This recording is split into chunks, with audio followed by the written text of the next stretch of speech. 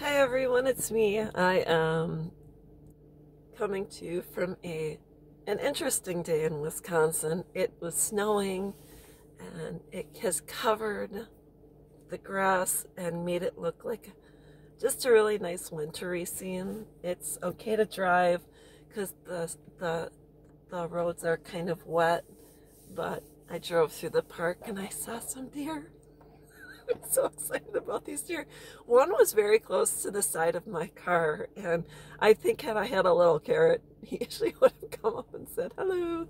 So, anyways, I want to talk about something that some parents will go through, and that is when your child, whether as a teen or adult, opts to disconnect from you. And there's a few very painful events in my life, and this is one of them. And so I'm just going to talk about it because I want other parents to know that there is a light at the end of the tunnel when it comes to this situation, and that you should never lose hope. And it's not the kind of hope I think you're going to believe I'm going to give you. I just want to let you know that there is hope and there's a way to survive this situation, because it just seems like more and more parents are going through this, whether it's due to divorce and one parent manipulates and tries to control the children and uses the children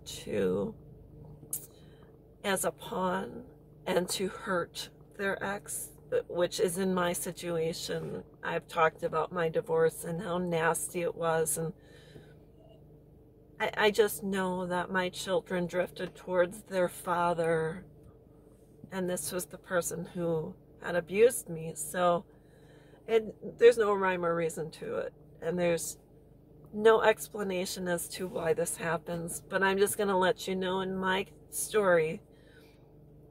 So it might be a little bit more lengthy, but I'm going to tell you my story because I want to give other people hope that one day you may smile or find joy. So when my oldest daughter turned 18, going on 19, she moved out abruptly. And she came back home 6 months later, and then she left and came back and then left again and disconnected. And my youngest daughter, I asked her to move out when she was 19 to go live with her dad. It was a very hostile environment. I found out that she was using my laptop and my internet to go on, back then it was MySpace, to talk shit about me. And it was a very negative and hostile environment. It was kind of like a war zone. So I said, I need you to go stay with your dad, you know. And so she did. And I remember my therapist had even said if you ask her to move out, she may never talk to you again. But it was to the point where, you know, she was 18, also going on 19, graduated high school, and they had been with their dad once a month for the last 10 years prior to that. And I said, you need to stay with your dad, because I was thinking she needs to see the grass isn't greener. And she left, and a year after she left, oh no, within a couple of months after she left, she ended up being in California, and I found out about that. And she's been gone for a number of years. And in that time, since she's been gone, she went and moved to California, stayed for a year, came back, lived with my mom, and then her dad, and then a friend, or I don't know, something like that. But then she met a guy, and then she got engaged, and she got pregnant, and then she got married, and has since had 2 more children. So she has a little girl and 2 boys, and I was not invited to anything. I was not invited to her life, for anything. I have 3 grandchildren that don't know I exist, and I have seen pictures by chance. That's about it. And so you have not only is there a disconnect from me, she disconnected from my whole entire family. So her children don't know that they have a grandma, a great grandma, they had a great great grandmother. And I know she had brought her oldest, her little girl, to see my grandma once 2 years ago, but since has had two more children and didn't bring the other two to meet my grandmother, who was one of the sweetest and kindest and most loving women you'd ever meet. My grandma turned 100. Neither of my daughters attended the party. And then when my grandma was passing away, lo and behold, both of my daughters showed up. I told my sisters, call my kids and let them know grandma's passing away, and she's, still in her house, and she still can get visitors and things like that. This was last October, and my kids showed up, but my grandma had no idea my daughter had two more boys, two additional children, had never met them. So her children, the youngest two, had never met their great-grandma. I don't know what her husband's family knows, but there is a total disconnect. So I am an ungrandma, like an unbirthday, and I have actually, I knitted some blankets for the two that were already here, and I also sent a series of toys, and everything was returned along with a certified letter that says, we want nothing to do with you. Don't contact us again.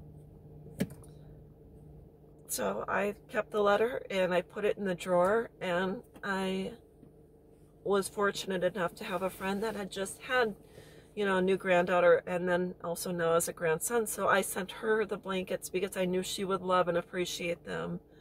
And I accepted what it was and I let it go. And it's, what's hard sometimes is when you see your friends who are close with their daughters and they're involved in the pregnancy and they're going with their daughters to appointments and they're in, labor and delivery with their daughters and helping them push, the baby out, and the new pictures of the new grandchildren or this or that. And I don't have that. And it is a very odd situation because initially my family would say, what did you do to your children to make them disconnect from you, to make them walk away? And I said, they didn't just disconnect from me. They disconnected from everyone.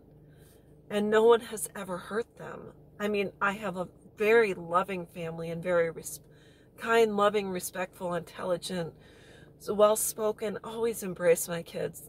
My kids disconnected from everyone. So there's really nothing you can do to make someone have a relationship with you. And they are adults. They have that right. And they are, my daughter is a parent. She has the right to make choices according to what she feels is right for her children. So there's that side. And this is just the norm for me. So what I had to do was I had to get up, put on my big girl panties, and say, what is it? It is the way it is. This is my life. I had to look at it, and I had to say I have to choose my life and choose whatever is in my control, which is me. And I have the right to choose to have whomever I want in my life. And I found along the way that I am fortunate to have the most amazing friends, family. My cousin, this is a godsend. I have a cousin who's exactly 10 years younger than me. We were born in the same month. And he didn't have children until later in life. He didn't have children until he was in his 30s, 32 or whatever.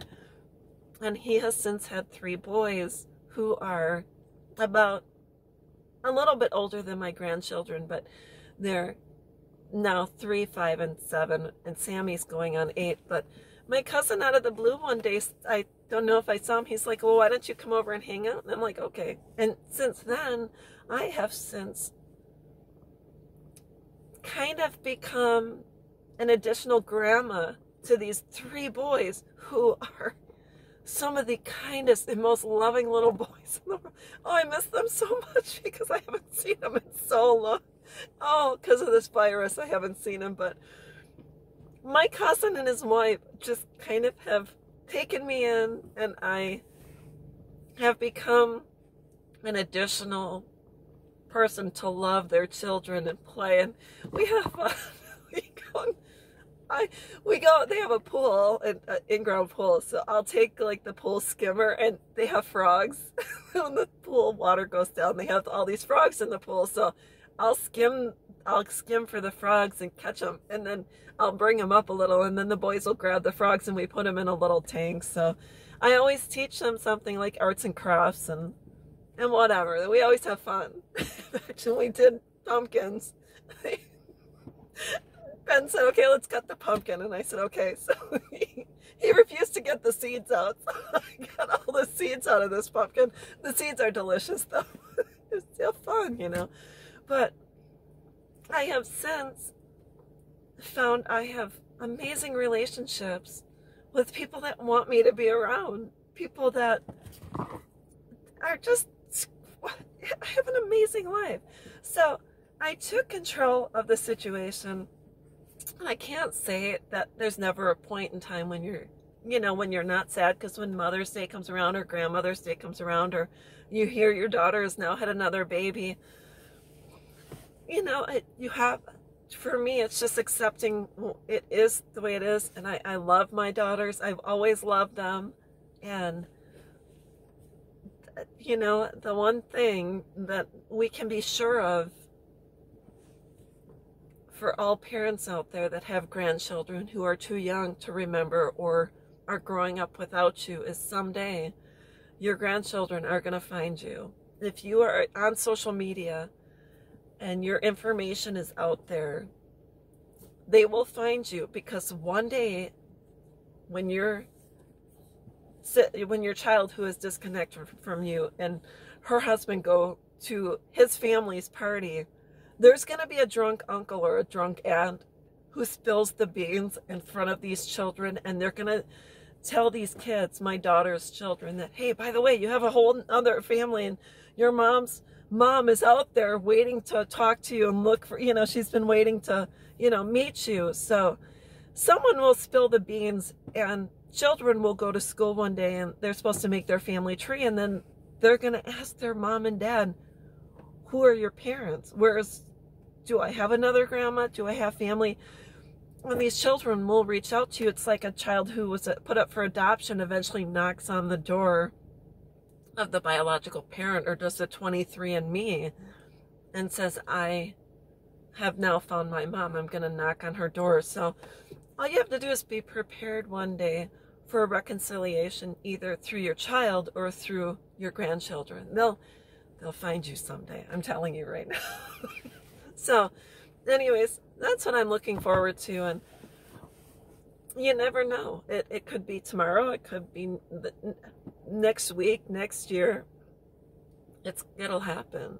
So just know that I understand what you're going through. I understand it hurts. I had joined a grandparent alienation group on Facebook, and the only thing I see is that I see a lot of people who are trying to control their children and make things happen and force themselves into their children's lives. And that's the last thing for me.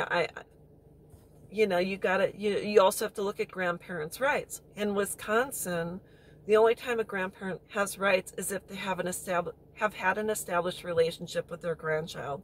Well, that doesn't apply to me because my grandchildren don't know me and I've never met them. So anyways, someday when my grandchildren meet me and they say, oh, you look just like my mom. Yeah, because my daughter looks just like me, but she has long hair. So anyways, I want to talk about that. I want to send lots of love to people who have not seen their children or their grandchildren in some time. Best thing you can do is just focus on the people in your life. You can volunteer. You can offer to babysit for a neighbor. You can get out in the community. You can volunteer, you know, for women that would love to have a mom in their life. You can volunteer just to whatever, and maybe you can volunteer to be a nanny or whatever the case, but there's always someone out there that wants to have a grandma for their grandkids, as long as you're like normal and you're not out there, you know. But anyways, that's all I wanted to say. There's many other things you can do in the meantime, but make sure you take control of your life and your happiness, and it does get better. So focus on the good, focus on what you can control, and slowly release your grip on what you believe are your rights. As a parent, we believe we have rights because we gave birth to someone, but they are individuals. They have a right to live their lives. They have the right to choose whom they want in their lives, and sometimes it's not us, and maybe there's a good reason for it. So anyways, that's all I know. I hope this helps someone, and if you need me, comment below and I'll try to respond. Talk to you soon. Bye-bye.